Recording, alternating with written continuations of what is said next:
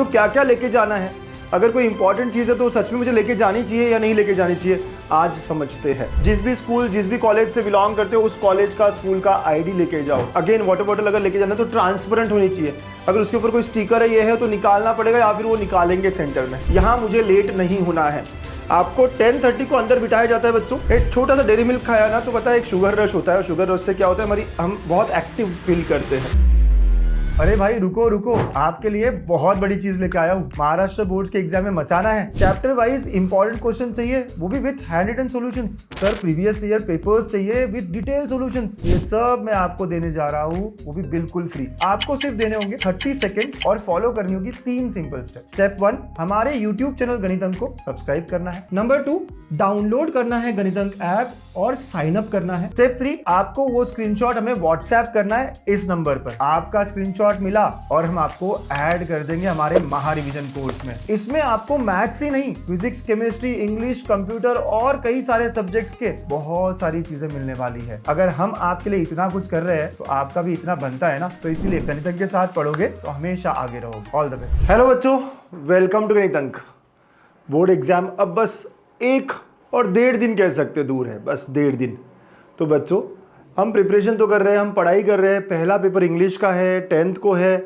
पढ़ाई जितनी इम्पॉर्टेंट है उतना ही इम्पॉर्टेंट ये भी है कि मैं क्या क्या लेकर जा सकता हूँ और क्या मुझे अलाउड नहीं है एग्ज़ाम सेंटर में, ये पता करना बहुत ज़रूरी है बच्चों।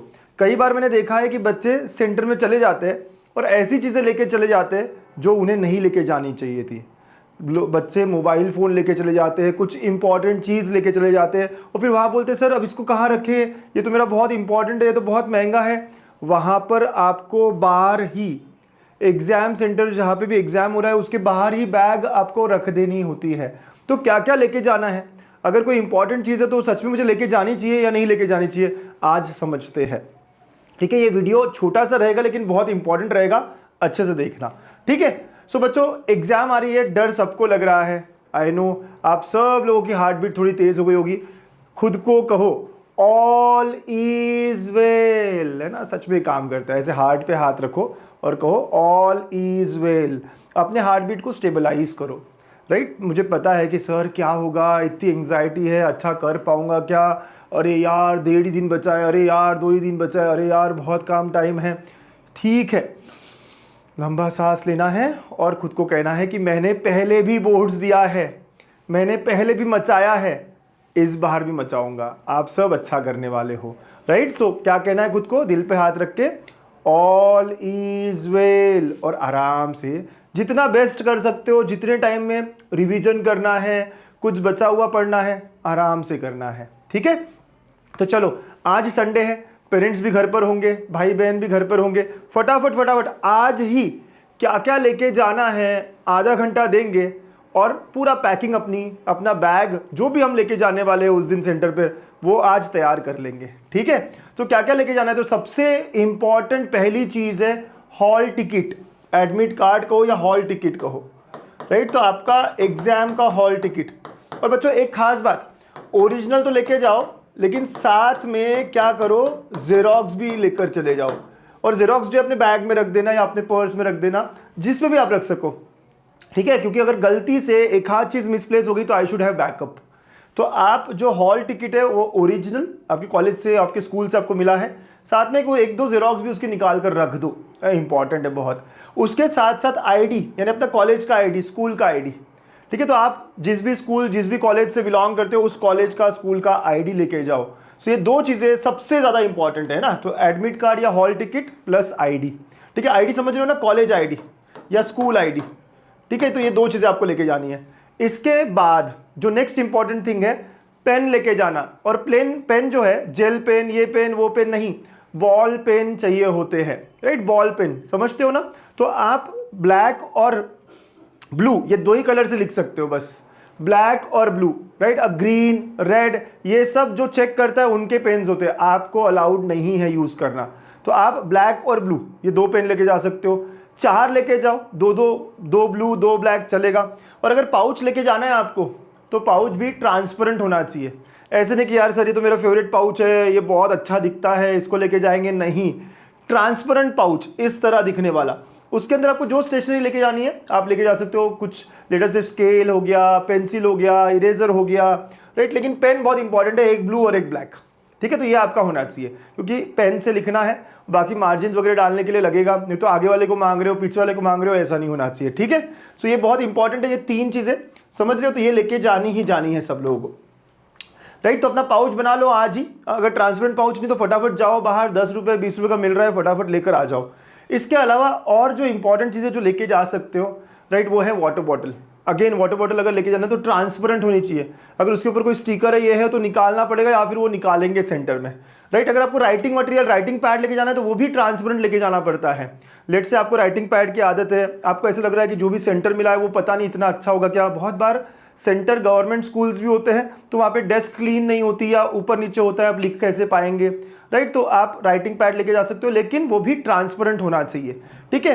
बेसिक स्टेशनरी जैसे मैंने कहा, शार्पनर, इरेजर, पेंसिल लेके जाना है तो लेके जाओ, बराबर है। लगता है लाइंस डालने के लिए तो लेके ही जाओ। एंड उसके बाद घड़ी, हाँ, टाइम देखने के लिए 3 घंटे का पेपर है सर, कितना टाइम हुआ, क्या हुआ, हमेशा किसी से पूछते नहीं रहूंगा मैं, तो वॉच, लेकिन एनालॉग, एनालॉग समझते हो ना, राइट। ये नहीं लेके जा सकते, ये वाली डिजिटल है तो ये नहीं लेके जा सकते, ठीक है। तो एनालॉग वॉच। और हाँ, आपको एग्जाम में कम से कम आधा घंटा पहले पहुंचना है।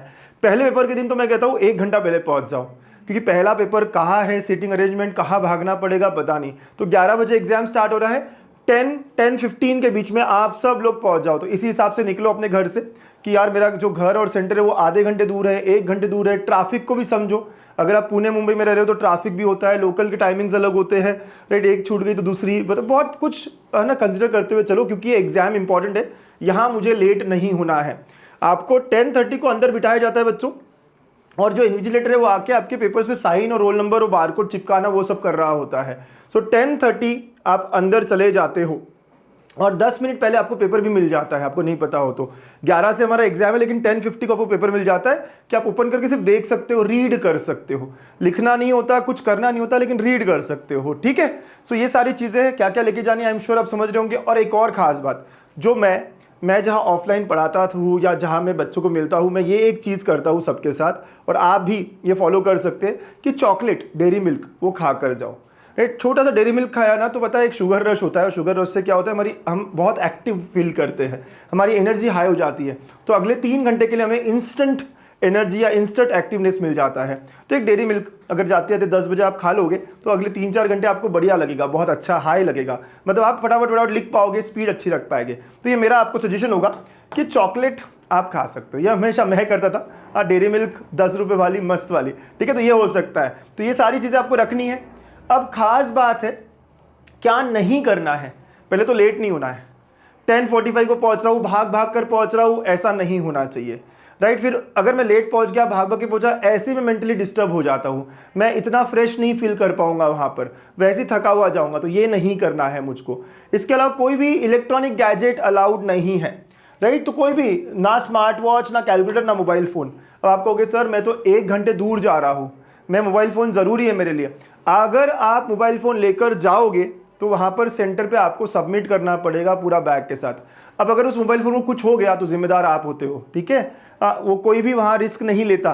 तो आप सोच लो कि आपको लेके जाना ज़रूरी है या नहीं है, ये आप डिसाइड करो, ओके। उसके अलावा लॉक टेबल्स, आपको लॉक टेबल्स भी घर से लेके जाने की ज़रूरत नहीं है। अगर लगा भी कि सर फिजिक्स में लॉग लगता है, केमिस्ट्री में लॉग लगता है, तो वहाँ प्रोवाइड करते हैं सेंटर पे, उन्हें ऐसा बताया होता है कि आपको प्रोवाइड करें, ठीक है।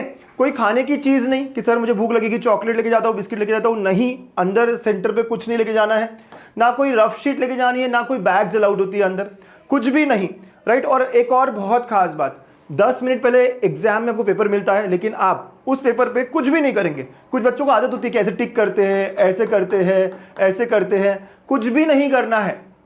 क्योंकि अगर कोई फ्लाइंग स्क्वाड आ गया, उसने वो देख लिया, तो वो कॉपी माना जाता है। तो 10:50 को जब आपको पेपर मिलता है 10 मिनट पहले, तो स्ट्रिक्टली सिर्फ पढ़ना है, सिर्फ ब्राउज करना है, सिर्फ ये देखना है कि यार इसमें जो ऑप्शन है उसमें से मैं क्या सिलेक्ट करने वाला हूँ। अपने थॉट्स, ख्याल जो है वो बनाते रहना है। 10 मिनट पहले इसीलिए पेपर दिया गया है आप लोगों कि आप सिर्फ देख लो पेपर में क्या क्या है, और आप अपने जो है विचार, अपने जो आइडियाज वो लाना चालू कर दो कि क्या करने वाले हो, पहले क्या अटेम्प्ट करने वाले हो, कैसे करने वाले हो, ठीक है। कुछ भी आपको 11 बजे के पहले नहीं लिखना है।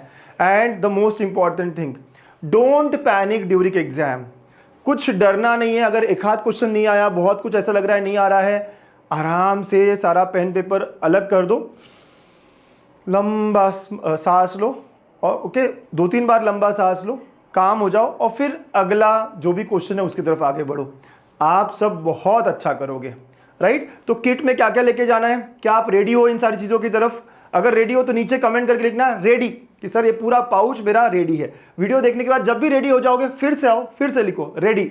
मैं देखना चाहता हूं कि हमारे बच्चे रेडी है या नहीं है, ठीक है। और यूनिफॉर्म के बारे में तो कोई ड्रेस कोड नहीं होता, लेकिन आप 3 घंटा कंफर्टेबल फील करो, ऐसा ड्रेस पहन के जाओ, ठीक है।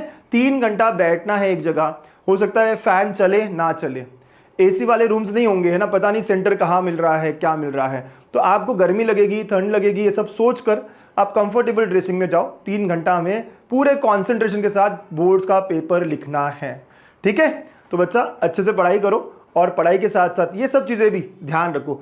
आखिरी मोमेंट पे, लास्ट मोमेंट पे कुछ गड़बड़ ना हो कि ये भूल गया, वो रह गया, वो रह गया, ये ना फील करे। शांत दिमाग से जाए और अच्छा पेपर दे, और फिर अच्छा पेपर होने के बाद में नेक्स्ट पेपर की तैयारी करें।